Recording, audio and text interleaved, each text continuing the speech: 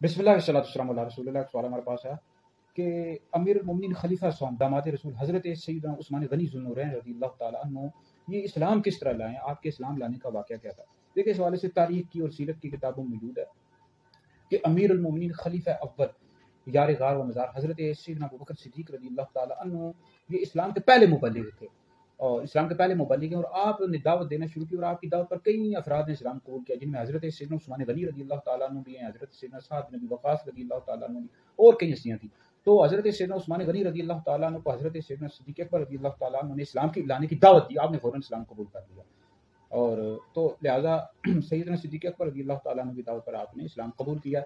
اور جب آپ نے اسلام قبول کیا تو آپ کا جو چچا تھا حکم بن ابو العاص، اس نے آپ کو رسیوں سے باندھ دیا اور کہا اسلام کو چھوڑ دو۔ آپ نے کہا میں اسلام کو کبھی بھی نہیں چھوڑوں گا، یہ تاریخ ابن اسحاق میں موجود ہے،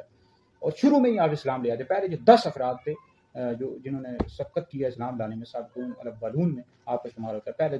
10 افراد میں آپ اسلام لے آئے تھے، یہ معجم کبیر میں روایت موجود ہے۔ تو شروع میں ہی آپ اسلام آپ نے قبول کر لیا تھا، بہت بڑی ہستی ہیں، اور 2 دفعہ نبی کریم علیہ الصلوۃ والسلام کا داماد بننے کا آپ کو شرف حاصل ہے، اسی وجہ سے آپ کو ذوالنورین کہا جاتا ہے۔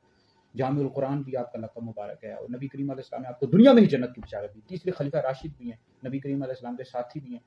اور اس والے سے اہل سنت کا یہ عقیدہ ہے کہ انبیاء علیہ السلام کے بعد سب سے افضل ابو بکر ہیں، پھر عمر ہیں، پھر عثمان ہیں، پھر علی ہیں رضی اللہ تعالیٰ عنہم اجمعین۔ تو بہت بڑی ہستی ہیں حضرت سیدنا عثمان غنی رضی اللہ تعالیٰ عنہ، آپ کی جو قبر مبارک ہے جنت البقیع شریف میں ہے۔